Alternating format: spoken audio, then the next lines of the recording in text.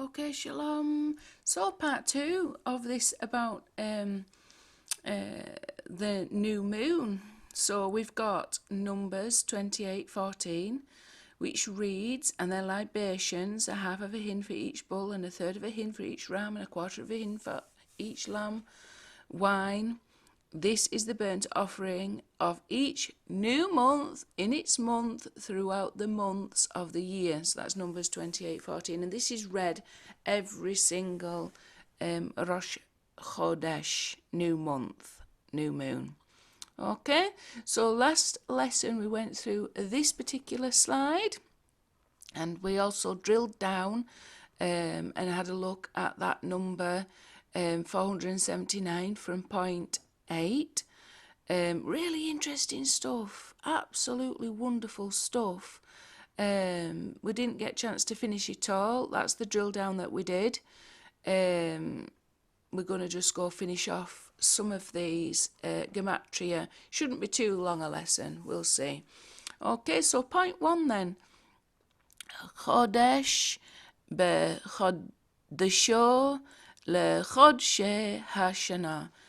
Of the new month, in its month, throughout the months of the year, comes to 1,344. And it's also got a regular gematria of 174. They two together come to 1,518. And just to point out that 1,518 equals 6 times 253, and the 1,344 is 8 times 168. Let's go and have a look at this 168.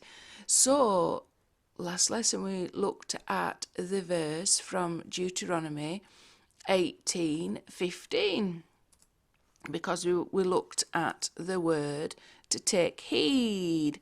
Now this verse, let's go have another look at it. Okay, so the entire verse is, "A prophet from among you, from your brothers, like me, the Lord your God will set up for you. You shall hearken to him." So we looked at that word tishma'un. It came up, the 866, and saw how it was related to the concept of tachath bano instead of his son, and also the nechushtan, and also crown of thorns, kete kotzim. Okay, so that was last lesson. This lesson, however, it also shows up. It's connected to 168, very significant number. Point 2 then, like me. So this is the prophet that will come, like Moshe. Okay, and we can see from that it equals 120, which is Eliyahu HaNavi, and it also equals 48 ordinally, which is Yosef. Together they come to 168, which is exactly the same as of the new month in its month throughout the months of the year.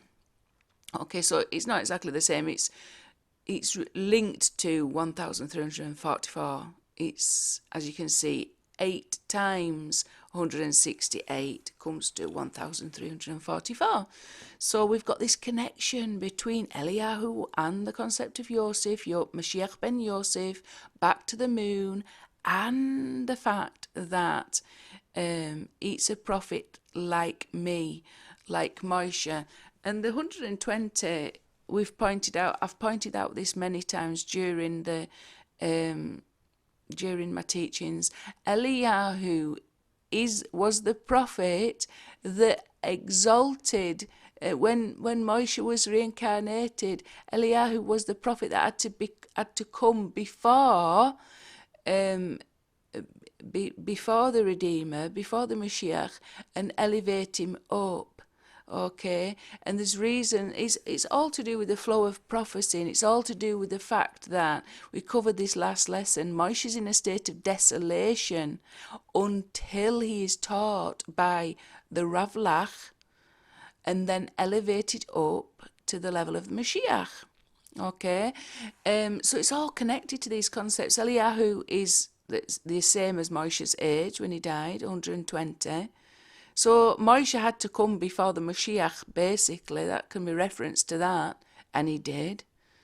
And then he attained, after being taught by Eliyahu HaNavi, after Yeshua was taught by Yochanan HaMercer, Yochanan HaMatvil, Yochanan the Immerser, John the Baptist, he attained the status of Moshiach, and he was no longer desolate.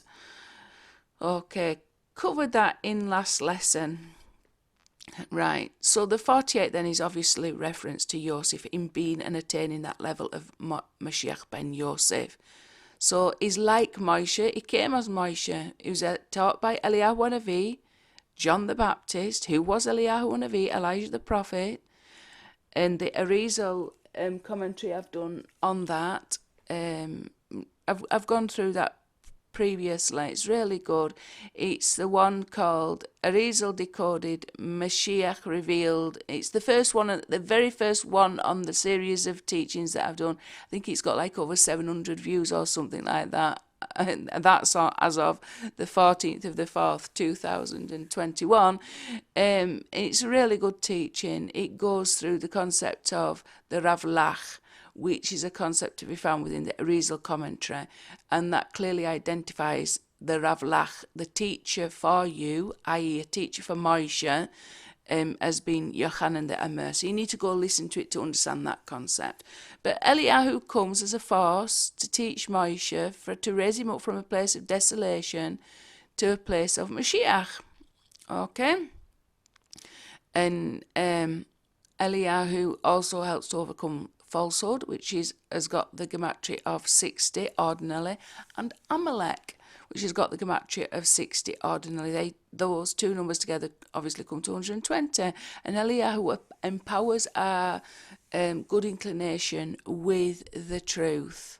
Okay, so he empowers our inner Yaakov to dominate over our outer nations. Okay, that can be at the microcosmic level and also the macrocosmic level.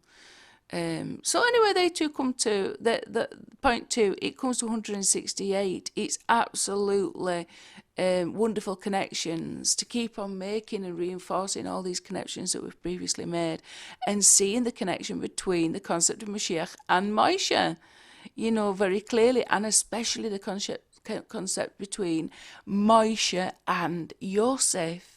The one of the same. And then here we've got this wonderful connection to Moshe's age, 120, and the concept that Eliyahu HaNavi had to come prior to Moshe being elevated up to the level of Mashiach ben Yosef. And that fully reconciles with what Arizal said regarding Moshe's final appearance as Mashiach.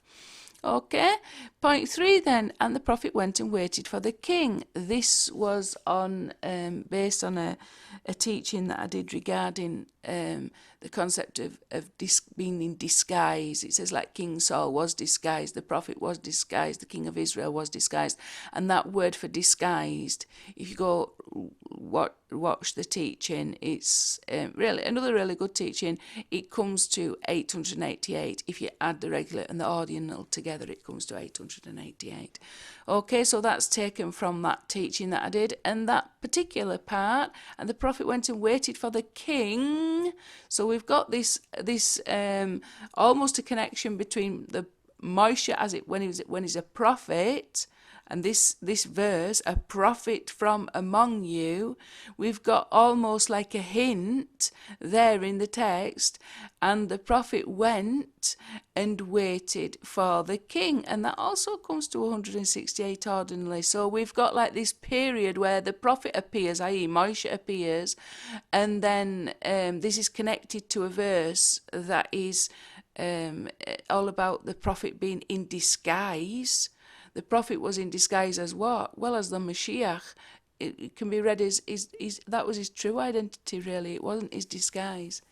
So this prophet that waited, let's go and have a look at this 1 Kings 20:38, so you can get a little bit of a better picture of what I'm talking about. So 1 Kings 20:38, it is a prophet went and waited for the king on the way, and he disguised himself with a headband over his eyes. So that word, and he disguised himself, it comes to 888 in total. Okay, so, and obviously you can see from that verse it comes to 444, which is, if you multiply that by 2, you've got 888. 888 is HaMashiach spelt out. Okay, so, very significant. And I just wanted to back up what I was saying with some evidence there.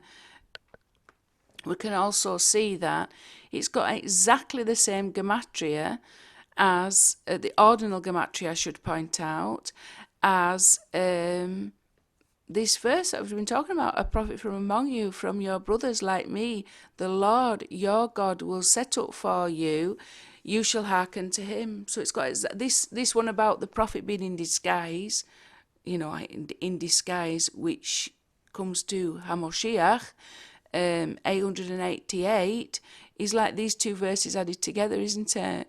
The order of the both verses, but it links them both together. But not only that, we can see another direct relationship. And the prophet went and stood. So, or the prophet went and waited. It can also mean the prophet went and stood. And point 3, that comes to 264. And it's also got an ordinal of 120, and those two together come to 384, and 384 is Moshe, which is 345 plus 39 ordinally for Moshe, and that comes to 384 as well. So, whichever way we look at it, we've got some very significant connections between this verse, a prophet like you, the concept of Moshiach, and Moshe being elevated up by Eliyahu HaNavi. So this is just more confirmation that Moshe is Yosef. More confirmation that is Yosef, more confirmation as we go through this that he will be, the soul of Moshe will come back and be elevated up to Mashiach ben David, the soul of Mashiach ben David. Okay, so let's go back and have a look. I'm going to actually do a teaching on this verse. A prophet from among you, from your brothers like me, the Lord your God will set up for you. You shall hearken to him. I've already done an analysis, but like I say, I can never hardly get chance to do some of the things that I'd really like to do. So I've just got to put things in as and when I can. Right, so we're going through this about the new month then. So we can see where we get point 3 from now. We've had a proper look at that verse, and we can see how absolutely and completely, totally linked to the concept of this prophet from among you, from your brothers like me, that it's linked to that verse. It comes to 168, which is connected to this concept of the new month. Okay, let's go on, because it just gets more and more interesting. Point 4 then, the king of Yisrael is an ordinal of 100, and it's also the king of the nations as an ordinal of 68. Those two together come to 168. So, Yod-Heh-Vav-Heh doesn't just desire to be king over Yisrael, he does desire to be king over the nations as well. And that is pointed out very clearly in the beginning and the end of the Torah, because the ordinal for the first verse of Torah is 298, and the end section of the last verse in Torah is 149, and 149 times 2 is 298. So the beginning of the Torah is 2 times 149, and the end of the Torah is 149. There's this concept within, it's taken from the book Sefer Yetzirah, the end is wedged in the beginning. Okay, what does 149 come to? It comes to Melech Goyim, king of the nations. The regular for king of the nations is 149. Okay, so we know the whole Torah is pointing to the fact that Yod-Heh-Vav-Heh desires to be king over the nations. What does that mean? It means he desires to be king over Esav, our own bodies as well as our soul, physicality as well as spirituality, earth as it is in heaven. It's all the same concept. Who is accomplishing this, helping to accomplish this? Moshiach ben Yosef, who is suffering with us in this exile into Esav, into Edomite exile, which is basically synonymous with Esav. He's exiled with us, trying to overcome and subdue these forces to the side of holy. Okay, so very significant, and that's what we mean by the King of the Nations. And this happens in our microcosmic level of life, that when we subdue the forces and the urges and the things that we face, our own personal physical urges, they're all different. We've all got ways in which we're unholy, whether it's lust or jealousy or too much chocolate, like that's my biggest battle. Eating too much, or it's laziness, or it's, doubts, fears, anxieties, stress, anger, hatred, all kinds of things. We can have big urges and passions and drives and energies that are not holy and not good. We need to subdue them. We need to channel them in an appropriate way. Okay, and that's what we mean by subduing our outer nations, our Esav, our bodies to the side of holy. We still need that energy. We still need that. It's like light, but it's in the wrong way. It's destructive. Channeled in the wrong way, it's hyper-destructive. It destroys the whole earth, leads to wars. It leads to all manner of depravity, in perversion, in impurity. When it subdues the power of the soul, we're in trouble. Our soul has got to dominate over it, and the only power that we've got to dominate over it is the truth. Where does the truth come from? It comes from Eliyahu HaNavi. He is the prophet that gives us the truth, that empowers our good inclination to overcome our evil inclination. Okay, so that's why Eliyahu has got to appear before a revelation of the Moshiach. The disguise of the Moshiach is revealed through Eliyahu HaNavi. So we have got to have that at the global level. He will actually come. There will actually be Eliyahu HaNavi who teaches the Mashiach the truth. And this person will be Moshe.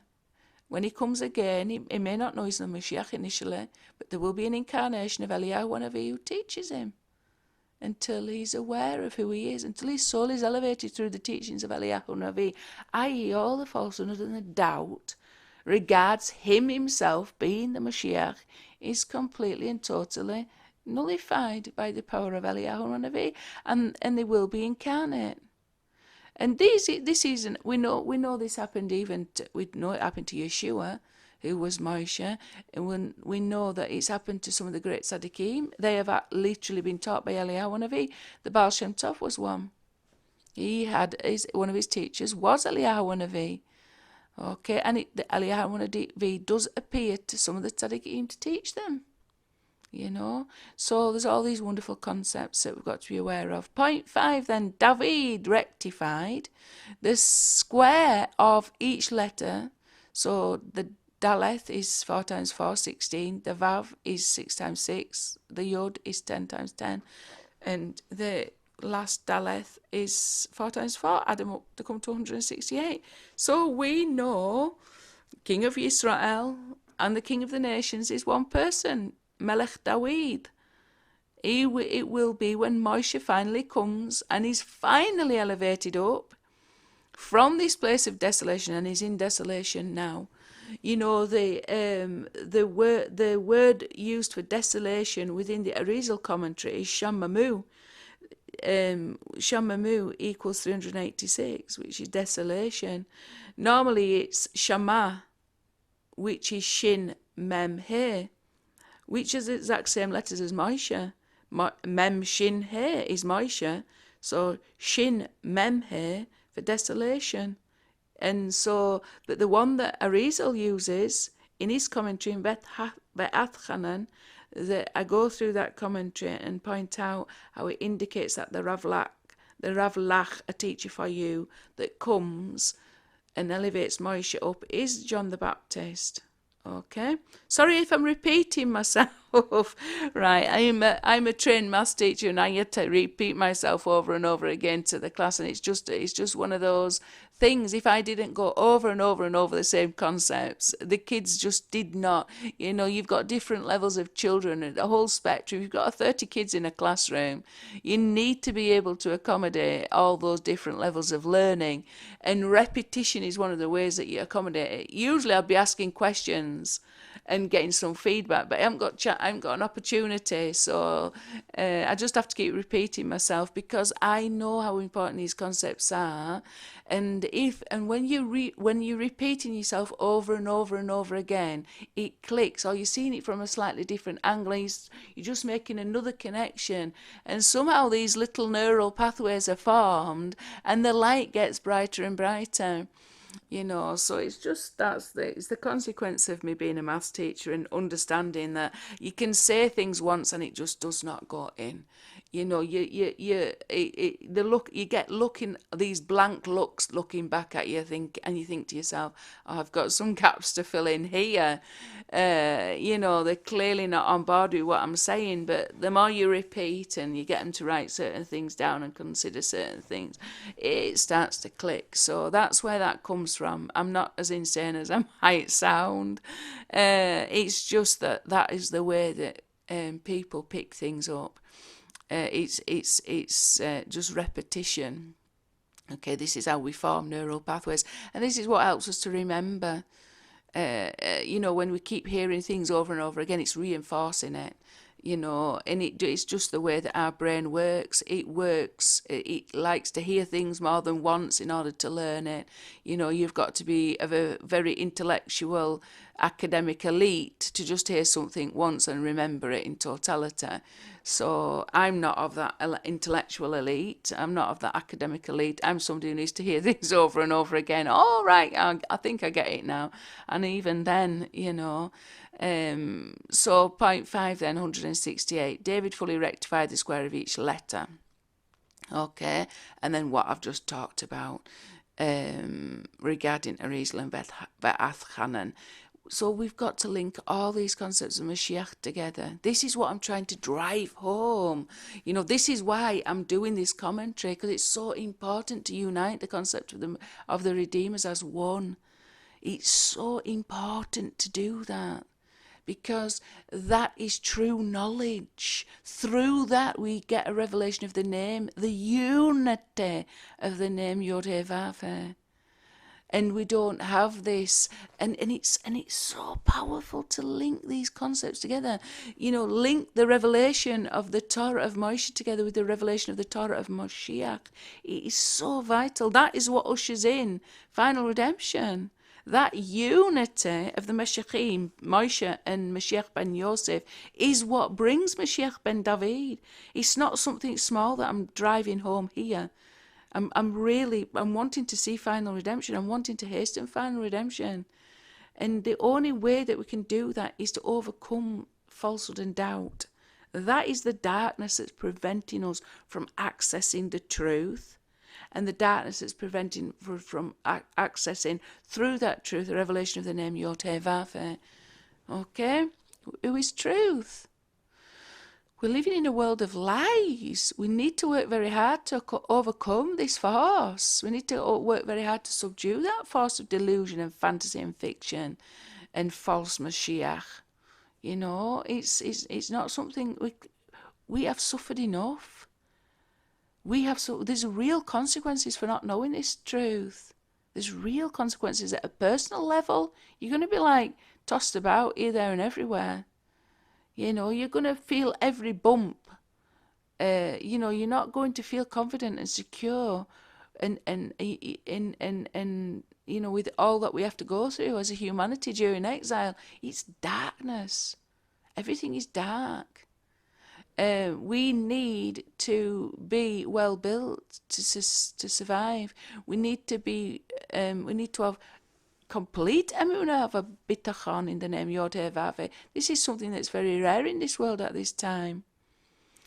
People are afraid, people are stressed, people are depressed, people are, suffering, horrendously as a consequence of this darkness and exile. We need to attach to the name Yod Heh Vav, and we need to attach quickly and now. So I'm not just saying numbers. There's a purpose in all this. I want to see final redemption hasten, and I am very aware of the depth of exile. I've been within the Christian mindset, worldview, the Greco-Roman worldview. It's complete exile. It's not going to get us to the truth.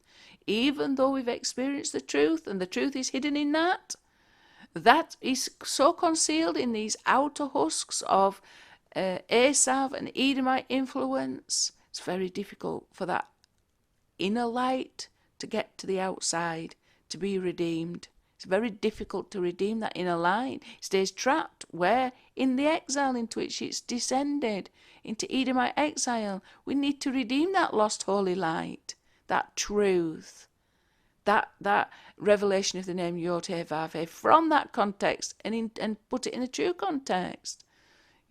Torah, the true context is Torah, and likewise the Torah of Moshe, exiled into Erev Rav. It's not a revelation of the name Yod Heh Vav Heh. The name Yod Heh Vav is revealed within Judaism, 100%, but the light is trapped in Erev Rav mentality. And it's very difficult to access it through that mentality. I've been exposed to both, so I know what I'm talking about. And it's both are very powerful influences. The Erev Rav is more powerful. It's a bigger delusion. It's a greater darkness in a lot of ways. It's hiding a greater light in a lot of ways. But those two lights need to come together. The Torah of Moshe and the Torah of Moshiach.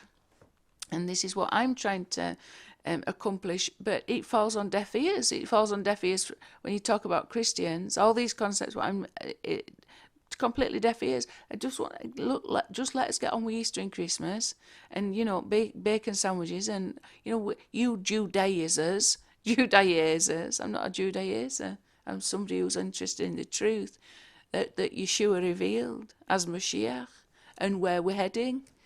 Where we're heading, the scriptures are very clear. We've got to unite the Torah of Moshe, which is within the letter of the law, with the Torah of Moshe, that's a Torah of Mashiach that's above the letter of the law, as one stick. And then with that we'll get the one shepherd, David. What that will ultimately look like, I'm not 100%. I've got a vision of what it will look like. It will be good. It will be good for all humanity. It's redemption. Okay, so point 6, then that which Moshe did, Asher Asa Moshe, comes to 100, that's from Deuteronomy 34:12, comes to 1,221 plus 123. This number comes up again and again and again. That's Chetz Shem Choshek. He sets an end to darkness. What darkness? Exile. Okay, so those two together come to 1,344. And that is, if you notice on point 6, I've got highlighted the Aleph, the Ayin, and the Mem of the three consecutive words, the initial letters of the three consecutive words, and that's the exact gematria for Ein Od. It's the initials also for Ein Od Milvador. Ein Od Milvador. There is nothing else beside him. There is only Yod Heh Vav Heh, and that is it. Okay. The Mashiach will tell us that, teach us that, and that's it. There's Yod Heh Vav Heh, and that is it. It's the entire Torah. It's the entire reward. The whole purpose of the Mashiach is to bring us to that revelation, Ein Od Milvador. And that letter, the initial letters, come to Aleph. So if you add up the Aleph, the Ayin, and the Mem, it comes to 111, which is the spelling out of Aleph, 111. Okay, just to point that out. So, Ein Od Milvador, there is nothing beside him. There is only Yod Heh Vav Heh, nothing else. If the Mashiach does not tell us that, he's not the Mashiach. Point 7 then, in your light we see light comes to 672. And that's 173 times 4, 173 is a very significant number, but I'm not going to go through that today. I have gone through that in previous teachings. 107 ordinally, 107. All right, so 672 plus 107 comes to 779. 107 times 7 is Yeshua HaMoshiach, spelt out in full. Okay, the regular value, I should say. It's normally 110. But in this case, it's spelt out regular, 107 times 7, which is 749. The 672 is 100 and, I put it up at the top actually, 1,344. It equals 2 times, I'm just writing it as I'm speaking, 2 times 672. Okay, so that's where that comes from, and that's the connection that we've made. So in your light we see light. Okay, and I went through this verse during the Arizal and the Best commentary that I did, the whole series of teachings. Incredible. It's just basically points to the fact that the light that we see, the light of the name Yod He Vav He, is through the concept of Moshiach ben Yosef. 100%.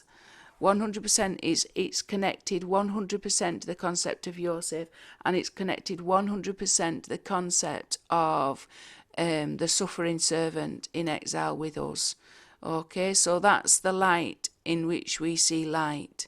It's definitely 100% connected to the concept of Mashiach ben Yosef. 100%. Let me just see if I can bring it up actually. Okay, so I've just got to put this slide up.